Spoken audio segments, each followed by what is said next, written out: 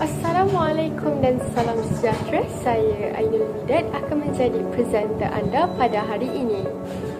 Saya akan menyentuh beberapa agenda penting iaitu permasalahan, cadangan penyelesaian masalah, pengenalan projek, prototipe projek, komponen yang digunakan, penggunaan teknologi mikropengawal dan pengkodan, akhir sekali impak projek kepada masyarakat.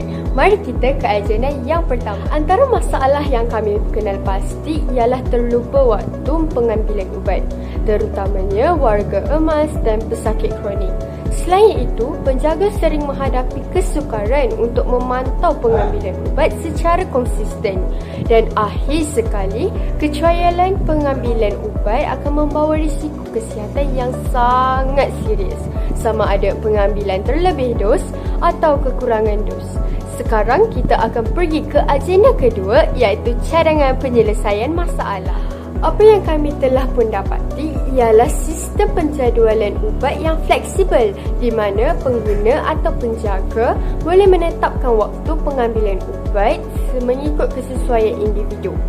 Selain itu, reka bentuk mesra pengguna yang mudah difahami dan boleh digunakan oleh semua peringkat umur. Seterusnya, produk ini dilengkapi dengan fungsi peringatan pintar seperti buzzer, lampu LED berwarna untuk bagi isyarat kepada pengguna. Akhir sekali, automasi pengeluaran ubat yang menggunakan sistem automatik yang untuk mengeluarkan ubat pada tepat waktu. Saya akan meneruskan ke agenda pengenalan projek inovasi kami. Projek inovasi kami ialah MediMate. MediMate merupakan satu ciptaan projek kami iaitu dispenser ubat automatik yang kami bangunkan khas untuk pengguna untuk mengambil ubat dengan lebih mudah, waktu yang tepat dan juga tersusun. Dengan adanya fungsi untuk digunakan oleh warga emas, pesakit atau sesiapa sahaja yang memerlukannya. Sampai sini sahaja, saya akan berikan presentation seterusnya kepada Aira di agenda prototype project. Saya akan meneruskan dengan prototype project. Di sini kami melangkahkan idea projek, bajet keseluruhan projek dan bahan yang digunakan untuk projek. Bahan yang digunakan dalam projek ini ialah kotak, kertas warna, gam, selotip, botol plastik. Dan bajet keseluruhan projek ini ialah RM37 serta dengan prop ubat palsu. Okey, saya akan ke slide seterusnya iaitu komponen. Komponen yang digunakan di dalam MediMate ini ialah reka educate papan mikropengawal sebagai otak sistem, motor servo sebagai mekanisme pengeluaran ubat secara automatik, buzzer sebagai alat peringatan, lampu LED berwarna merah, kuning dan hijau sebagai penunjuk visual dan butang bagi kawalan interaksi pengguna sistem. Okey, mari saya ke slide seterusnya.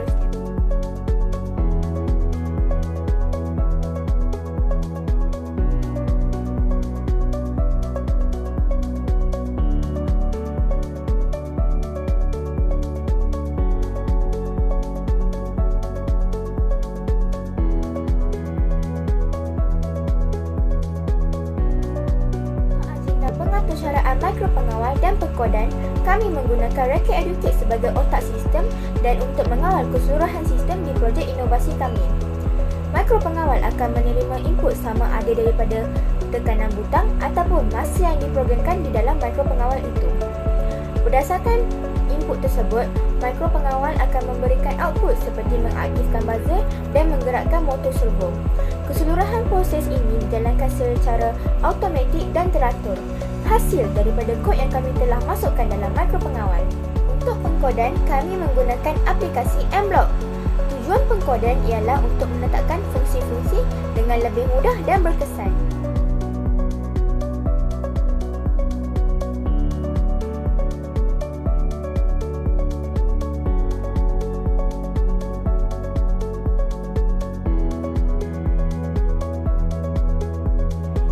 Agenda terakhir yang saya akan bincangkan hari ini ialah impak produk.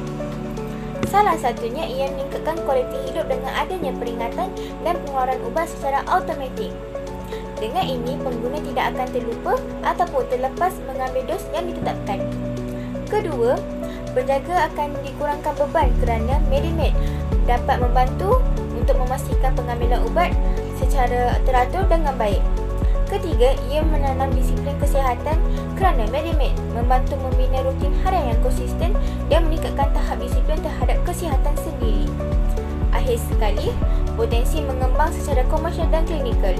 Dengan reka bentuk yang kompak dan berfungsi, Medimed berpotensi untuk dikomersialkan bagi kegunaan peribadi maupun di institusi kesihatan ataupun di rumah anda sendiri.